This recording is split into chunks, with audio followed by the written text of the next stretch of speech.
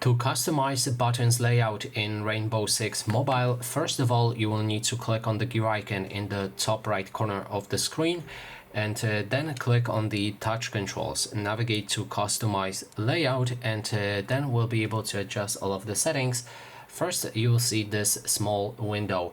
You can change the layout profile from default to default alternate, simplified, pro, or anything that you like right here. You can preview them if you want as well.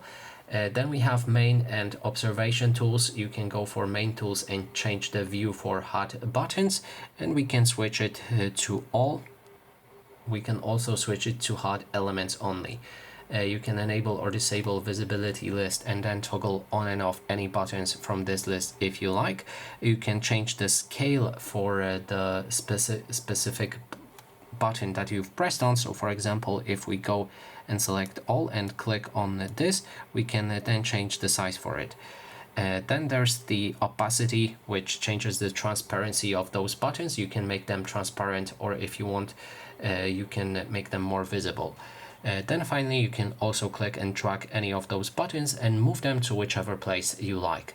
And finally, when you're ready, make sure to save the settings right here. And that is basically everything. Thanks so much for watching.